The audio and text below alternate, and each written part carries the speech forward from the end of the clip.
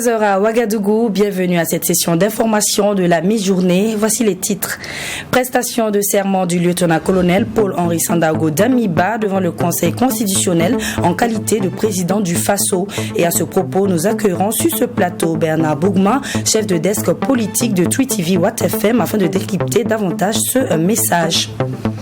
Cérémonie officielle de présentation au drapeau suivi du port des attributs aux élèves de la 52e promotion de l'École nationale de police. Une cérémonie marquant la fin d'une formation de 3 mois et pour cette promotion, 937 apprenants ont validé leur module de base. Cérémonie au cours de laquelle ils se sont engagés à servir la nation et à défendre le drapeau de leur patrie. Et puis plus de 500 000 poussins en provenance du Ghana, pays touché par la grippe aviaire, ont été saisis et enfuis hier après-midi à Ouagadougou par la Ligue des consommateurs. Les services vétérinaires en collaboration avec les forces de sécurité, ces poussins sont probablement affectés par le virus H5N1 et leur destruction permettrait d'éviter une propagation de la maladie. Mesdames, Messieurs, encore une fois de plus, bonjour et bienvenue à ce 13h. Le lieutenant-colonel Paul-Henri Sandaogo Damiba, qui a pris le pouvoir lors d'un coup d'État le 24 janvier dernier, avait été déclaré président du FASO par le Conseil constitutionnel. Et c'est devant cette juridiction qu'il a prêté serment ce mercredi 16 février 2022. Le président du mouvement patriotique pour la sauvegarde et la restauration, en qualité de président du FASO, chef de l'État, chef suprême des forces armées, au thème de cette cérémonie solennelle, a rappelé les chantiers du MPSR et lancé un appel à l'union de tous les fils et filles du Burkina Faso. Nous vous proposons un extrait de la déclaration du président du Faso, le lieutenant-colonel Paul-Henri Sandaogo Damiba. Par le fait de cette épreuve que nous traversons depuis déjà plusieurs années, nombre de nos concitoyens se battent encore quotidiennement pour retrouver leur dignité physique ou mentale. Je leur témoigne ici toute ma solidarité et tout mon soutien. J'ai également une pensée pour les éléments des forces de défense et de sécurité, ainsi que les volontaires pour la défense de la patrie, qui, malgré des conditions parfois difficiles, tiennent fermement et font face à l'adversité avec courage. Distinguées personnalités, en cet instant solennel consacré à la prestation de serment, j'ai une profonde pensée pour le peuple burkinabé qui souffre dignement les affres du terrorisme depuis plus de 6 ans. Le vent d'espoir suscité par l'avènement du MPSR témoigne à souhait le désarroi dans lequel vit ce vaillant peuple qui ne demande qu'à retrouver la paix et la quiétude pour envisager son avenir avec sérénité. Fort heureusement, notre pays n'a jamais été aussi fort que dans la tempête et dans les vents contraires. C'est pourquoi ces moments difficiles doivent constituer pour nous, peuple burkinabé, un marchepied pour nous élever vers de meilleurs horizons. Pour y arriver, il nous faut prendre collectivement conscience des efforts et des sacrifices à consentir. L'œuvre de la refondation portée par le MPSR ne s'inscrit pas dans une logique révolutionnaire. Elle est plutôt un projet de transformation positive profonde qui consiste à revenir aux fondamentaux, retrouver nos valeurs et les replacer au centre de toutes nos actions. Voici ce qui me semble en être la base. Eh bien, nous venons de suivre ensemble la cérémonie de prestation de serment du lieutenant-colonel Damiba devant le Conseil constitutionnel en qualité de président du FASO. Et comme prévu, nous avons sur notre plateau M. Bernard Bougma, chef de desk politique, afin de décrypter davantage ce message. Eh bien, notre première question. Tout d'abord, bonjour, chef Bernard, bonjour, et bienvenue. Merci. Voilà, notre première question en ce jour. Est-ce que cette audience solennelle ne met-elle pas fin au débat sur la légalité de l'acte posé ce matin? Non. Ce n'est pas possible parce que cette cérémonie d'ailleurs crée un autre débat. Je vais vous expliquer tout à l'heure. Ça ne met pas fin parce que les jurys sont confondus, les constitutionnalistes se cherchent par rapport à pouvoir trouver la légalité liée à cet acte-là. Dès lors également que l'acte aujourd'hui consacre aussi la prise de pouvoir par d'autres moyens autres que les urnes, alors que c'est ce qui était incardiné dans notre constitution. Et on rappelle ça d'ailleurs lors de la prestation de serment, donc suivi de l'investiture du chef de l'État. On rappelle que le chef de l'État est élu. On rappelle d'abord les suffrages exprimés. On dit tel candidat a eu tant. Et après on dit vous avez été déclaré vainqueur à l'issue des élections. Et c'est ce qui fonde d'abord votre légitimité, marquée maintenant par le sceau de la légalité avec tout ce qui va avec. Ici on l'a pas. Donc ce débat-là ne va pas finir. Ça crée un autre débat parce que officiellement il n'a pas pris aussi le collier qui fait de lui le grand maître des ordres burkinabés. Question, est-ce qu'il pourra décorer dûment quelqu'un en tant que grand maître des ordres burkinabés? Ça aussi, c'est un débat qui vient de s'ouvrir. Donc, effectivement, ce n'est pas un débat qui va finir parce que ça crée effectivement d'autres débats. Dès lors, les gens de Burkinabé vont se poser la question de savoir est-ce que, pour avoir été jugé par rapport à un coup d'État, est-ce que on ne m'a pas fait la force? Est-ce qu'à partir de ce moment, ça ne consacre pas aussi la prise du pouvoir autre que par les élections? Donc, je dis bien, ce débat, il ne va pas finir. D'accord. Eh bien, venir par un coup d'État et promettre de respecter et de faire respecter la Constitution. C'est cette ambiguïté que certains constitutionnalistes disent ne pas comprendre. Pouvez-vous nous expliquer cela? Effectivement, je pense que les seules personnes qui peuvent bien nous expliquer une telle situation, il y a deux. Le doyen du collège des conseillers qui assure l'intérim parce que le président Kambou ne se sent pas bien. Et ensuite, le chef de l'État, Paul Henri Sandaogo Damiba, ce sont les deux personnes qui peuvent mieux nous expliquer ce qui s'est passé parce que c'est très difficile effectivement de le comprendre. La formule du serment est consacrée et elle est codée. Et aujourd'hui, on l'a même modifiée pour être en phase avec la situation. Je jure sur l'honneur de préserver, de respecter et de faire respecter la Constitution. Et il a ajouté l'acte fondamental et les lois. Donc il y a eu un ajout par rapport à la formule qui était connue. Parce que maintenant, il faut se conformer à une nouvelle donne, à un nouvel ordre. Donc, alors, vous renversez un président démocratiquement élu, vous dissolvez en même temps la Constitution, vous proclamez un acte fondamental qui est au-dessus de la Constitution parce qu'il est dit que s'il y a effectivement problème d'interprétation, c'est l'acte fondamental qui prime sur la Constitution, donc qui prime sur la loi fondamentale. Et vous voulez dire encore que, mais comme il a ajouté l'acte fondamental, effectivement, c'est difficile à comprendre. Ce qui fait que ceux qui ont posé la question de dire est-ce que c'était nécessaire cette cérémonie, effectivement, ont raison parce qu'ils n'avaient pas besoin de ça pour le gouverneur de Burkina Faso. Il n'avait vraiment pas besoin. Mais maintenant, il veut faire ce que certains appellent la normalité dans l'illégalité, faire des choses qui sont légales dans une situation d'illégalité. Vous ne pouvez qu'arriver à ce genre de jeu où à un moment donné, c'est très difficile d'expliquer à l'opinion ce que vous êtes en train de faire et que des gens puissent vous expliquer également, ceux qui ne comprennent pas les enjeux, ce que vous êtes en train de faire. Ok. Alors, il a également déclaré, dans sa déclaration, il a rappelé que les grands chantiers du MPSR, tels que la lutte contre le terrorisme, la lutte contre les crimes économiques et la dépolitisation de l'administration publique, on aimerait avoir votre regard à ce sujet. Bon, la lutte contre la corruption, tout le monde demande.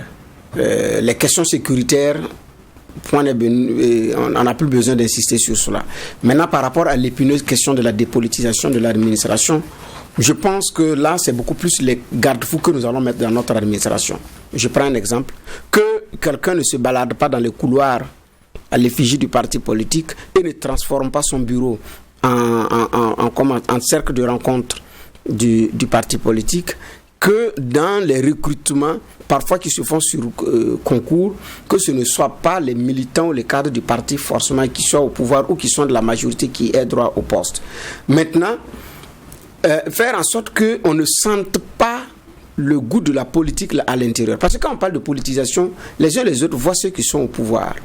Mais oublie également que dans la même administration, il y a aussi des cadres de l'opposition qui travaillent de façon politique aussi à inverser la tendance et qui jouent parfois sur les résultats. On a vu ça dans certains pays et même au niveau du Burkina, on a vu ces choses-là. C'est en ce moment qu'on parle de dépolitisation. Sinon, s'il faut entendre par dépolitisation qu'on n'ait pas des hommes politiques dans l'administration, c'est se tromper.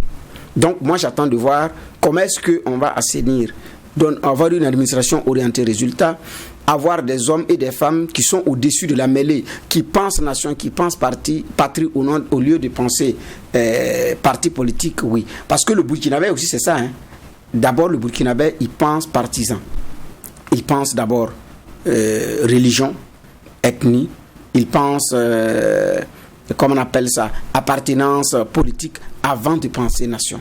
Et ça suit même ceux qui sont dans l'administration. Donc, cette dépolitisation participe également de cette de construction mentale pour que le Burkinabé se dise je pense d'abord Burkina Faso avant de penser Mouaga, avant de penser Samo, avant de penser Peul ou avant de penser religion. Là, il va falloir également travailler à tous les niveaux et ce n'est pas seulement une dépolitisation de l'administration seule, c'est un grand chantier pour un retour aux valeurs. Okay.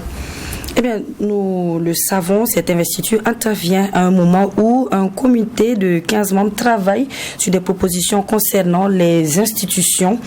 Alors, selon vous, qui devrait composer la transition? Alors, qui devrait composer la transition?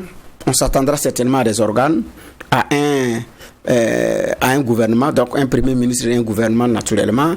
On devrait également s'attendre à ce qu'on ait un organe législatif de la transition, même si ce n'est pas encore de données, peut-être qu'on n'en aura pas. Donc, et ça peut être un conseil national de la transition avec peut-être moins de membres que l'Assemblée nationale qui est de 127 membres. Sous la transition, je pense que c'était 90 membres ou 92. Donc, ça peut être une composition comme ça, composée des différentes entités de la société burkinabé en ce qui concerne les femmes, les jeunes, les anciens, je ne sais pas moi, ou bien ça va être seulement les partis politiques, les OSC, plus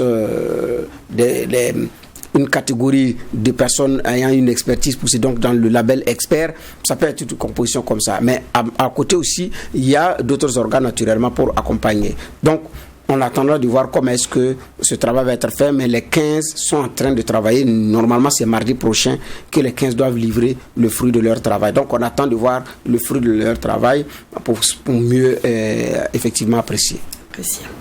Alors, une dernière question, Monsieur Bougma.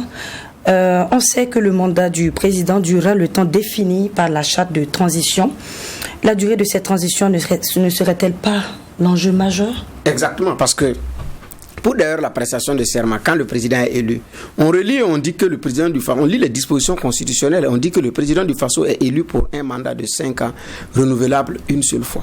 Et puis c'est tout. Donc ça c'est lu. Mais comme on n'a pas encore la durée de la transition, on n'a même pas encore ça. On ne sait pas combien de temps ça va prendre. Donc, monsieur part en mission, mais pour le moment, ni lui ni les Burkinabés, bon, disons, ni les Burkinabés, peut-être qu'il sait, ne sait pas pour combien de temps il part en mission.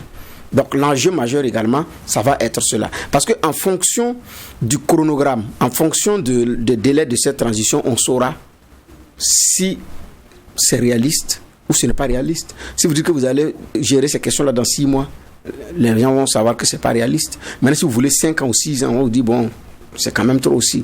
Donc, c'est de trouver un délai raisonnable avec à l'intérieur maintenant des chronogrammes.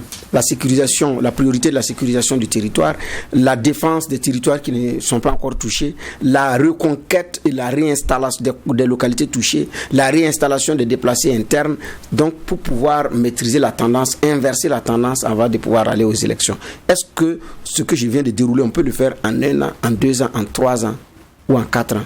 Donc c'est en fonction de ce qu'on aura comme contenu et chronogramme qu'on pourra être situé par rapport à la durée de la transition. Mais de mon point de vue, à tout casser, si ça ne tenait qu'à moi, tout au plus 3 ans pour que ça coïncide avec la fin normale du mandat de Roch Kabore qui a été d'ailleurs écourté.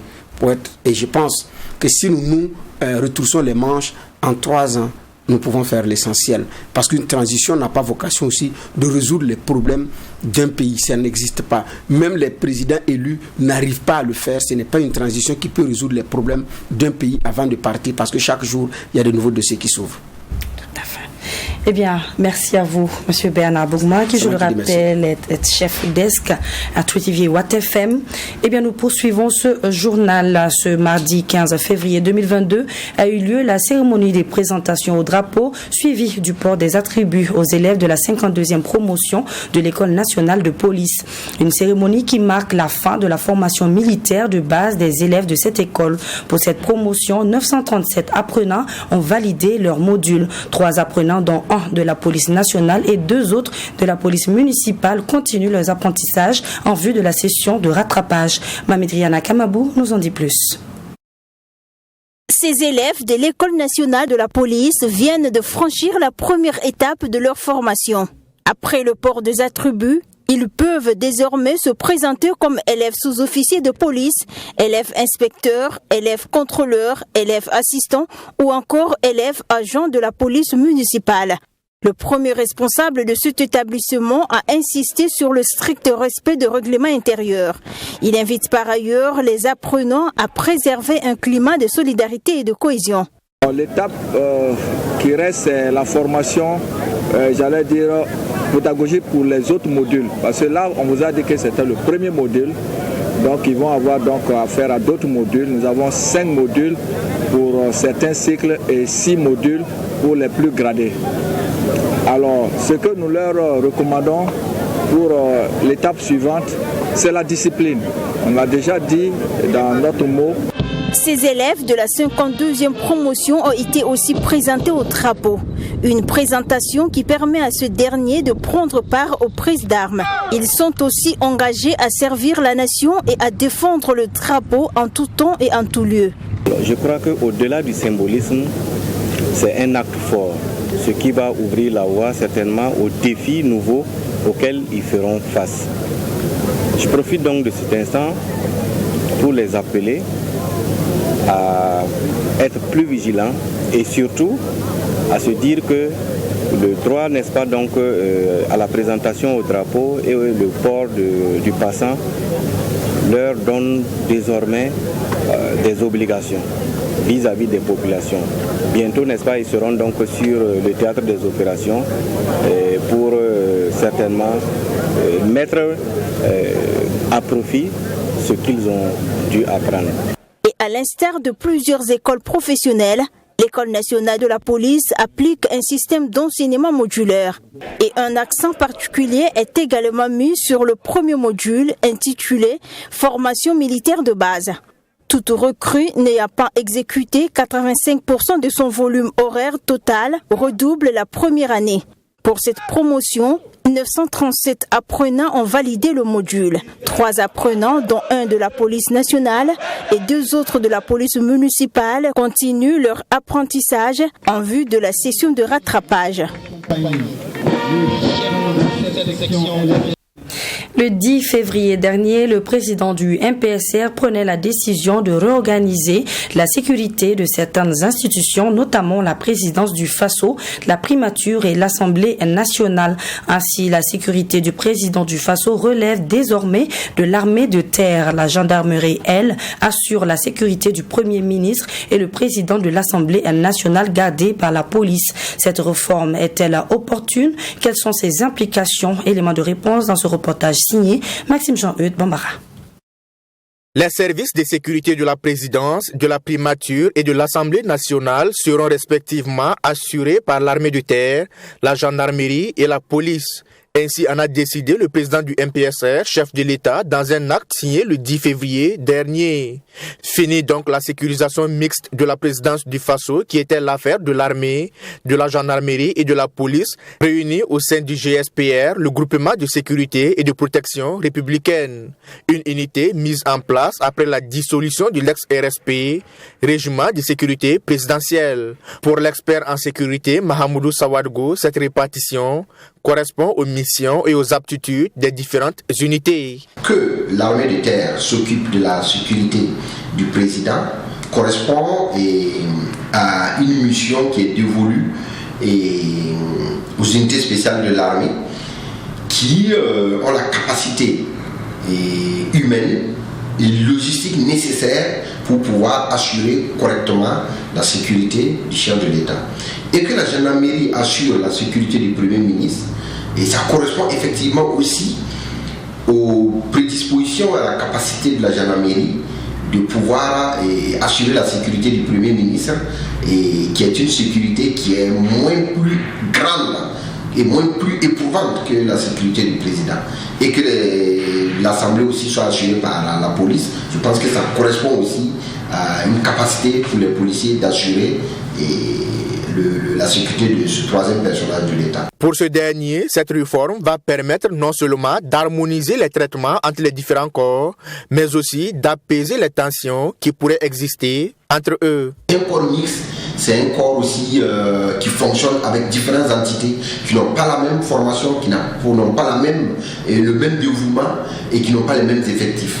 Ce qui fait que c'était difficile. Vous avez pu entendre au temps de l'Ancien Régime plusieurs bisbilles entre les policiers et les gendarmes, et donc ce qui n'était pas intéressant. Ce qui expose davantage le président.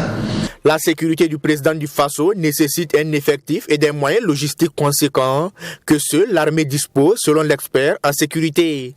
La gendarmerie est donc déchargée d'une lourde responsabilité avec cette réorganisation et elle pourra par ailleurs répondre aux besoins d'autres institutions. L'armée de terre a cette capacité humaine en ce sens que pour assurer la sécurité d'un président, je dirais qu'il faut effectivement au minimum 500 hommes. Et 500 hommes, et je dirais que enlever de l'effectif par exemple de la gendarmerie, la gendarmerie va le ressentir au sein de ces entités.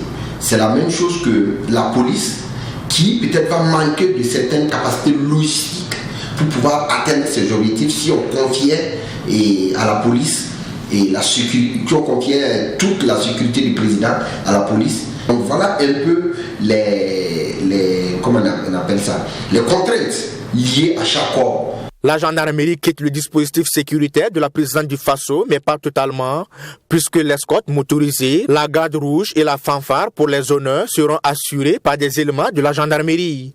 Cette réorganisation ne concerne donc que la garde rapprochée du président. Mais faut-il s'attendre à la création d'une unité d'élite comme l'ex-RSP? Les éléments de l'armée de terre qui vont assurer la sécurité du président, c'est des éléments d'élite, puisque c'est des unités spéciales de l'armée de terre, donc c'est déjà des éléments d'élite. Et maintenant, ça dépend de la caractéristique qu'on va donner à ce corps. Et ça dépend aussi des pouvoirs qu'on va donner à ce corps.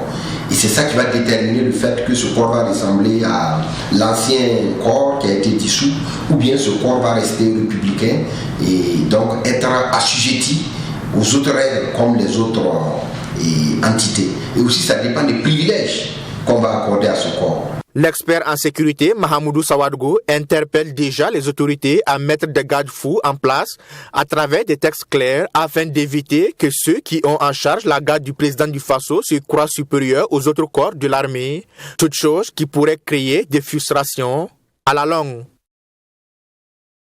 Les services vétérinaires, en collaboration avec les forces de sécurité, notamment la police municipale et la Ligue des consommateurs, ont saisi un lot de plus de 5000 poussins importés frauduleusement en provenance du Ghana. Probablement affectés par la grippe aviaire, ces poussins ont été détruits et enfouis ce 15 février 2022 au centre d'enfouissement de Tanguin. L'objectif est d'éviter une propagation de la maladie et ainsi préserver le poulet local. Abdoulrahim Mienier pour le compte-rendu. Ce sont plus de 5000 poussins qui ont été détruits et enfouis au centre d'enfouissement de Tanguin. Les poussins sont d'abord étouffés dans des emballages en plastique, ensuite jetés dans un fossé. La raison de la destruction de ces poussins, c'est leur importation frauduleuse depuis le Ghana, un pays touché par la grippe aviaire.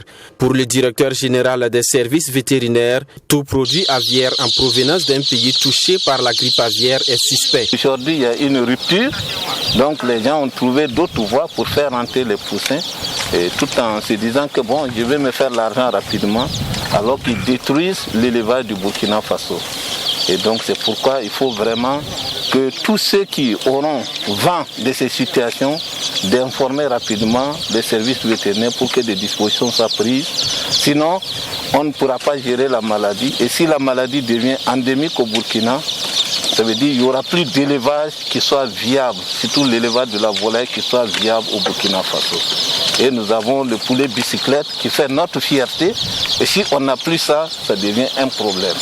Pour le président de la Ligue des consommateurs du Burkina Faso, au-delà de la grippe aviaire, il faut intensifier la lutte contre l'importation illégale de la volaille qui, selon lui, porte un coup dur à l'économie nationale.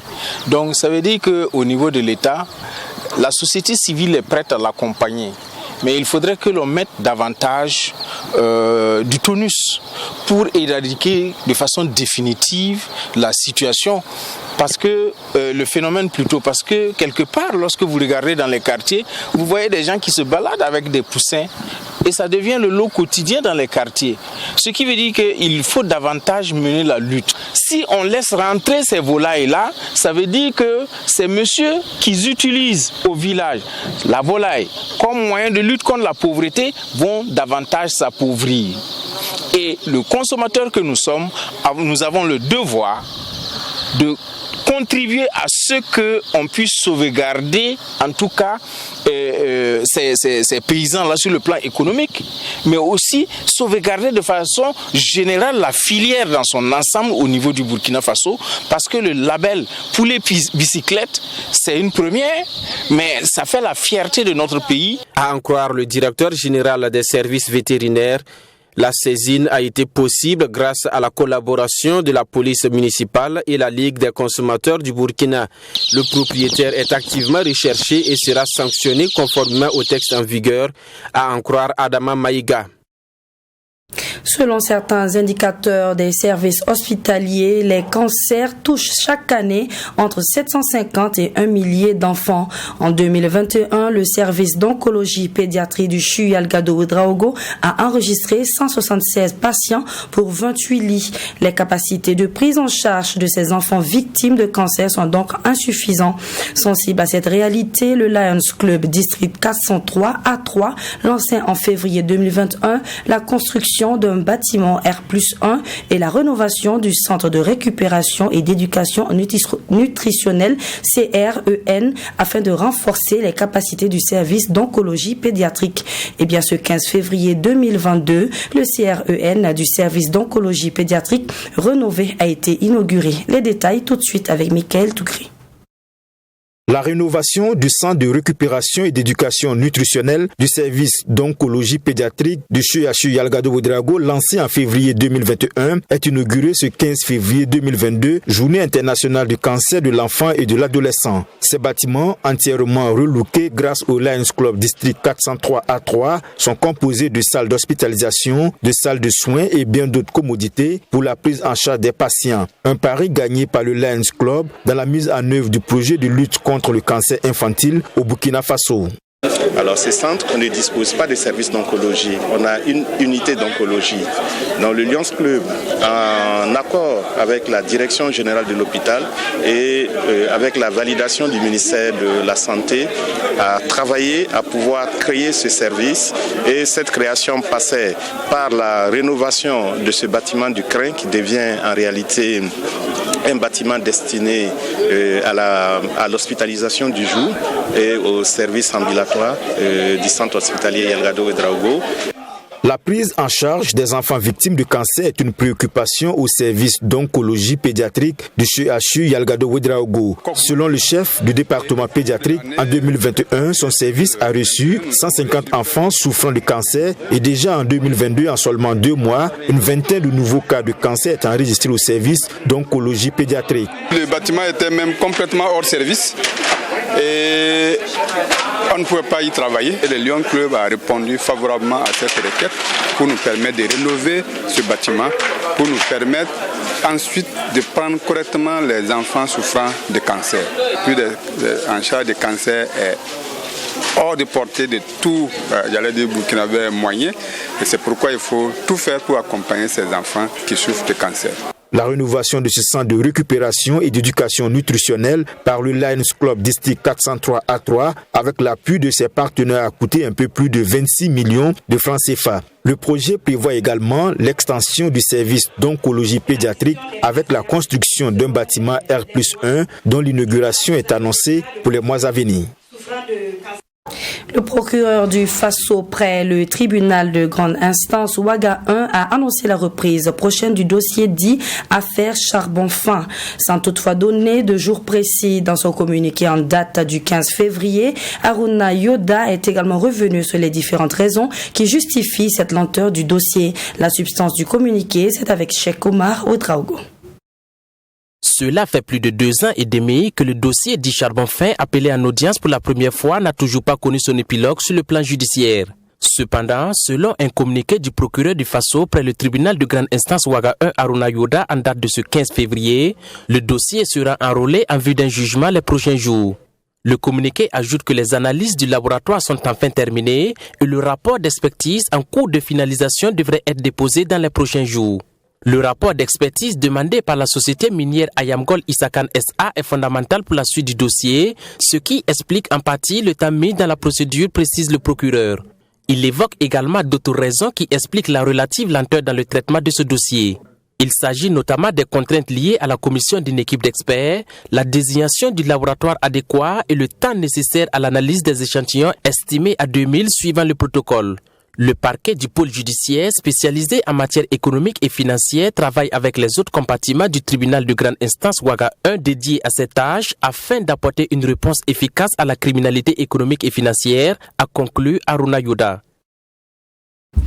Hors de chez nous, pour clore ce journal, le Libéria a fêté ce lundi 14 février les 200 ans de son existence. Le pays a accueilli plusieurs dirigeants et dignitaires étrangers pour commémorer l'arrivée, il y a de cela 2 siècles, jour pour jour, des premiers esclaves affranchis venus des États-Unis. Un moment historique selon le président George Weah qui a ouvert la cérémonie de bicentenaire. Reportage. Des dizaines de milliers de Libériens sont descendus lundi dans les rues de Monrovia pour célébrer le bicentenaire de la naissance du pays. L'État ouest-africain, fondé comme colonie en 1822 par d'anciens esclaves américains, a élevé 25 ans plus tard la première démocratie du continent. Nous avons engendré 200 ans de liberté, d'autogestion, de gouvernements successifs. Après ces 2 siècles, nous sommes à un carrefour. Nous devons à présent imaginer la suite à donner à notre continent afro-américain pour les 200 prochaines années. Première démocratie du continent, le Libéria a connu aussi des années sombres à partir de 1989 avec une guerre civile qui aura duré 14 ans et fait près de 250 000 victimes. Oui, il y a du pain sur la planche. Nous sommes passés d'un pays à la pointe de la production avec un fort PIB à un pays qui a une production et des revenus qui figurent parmi les plus faibles du continent. Mais nous restons convaincus quand même que nous allons redresser cette situation. Fin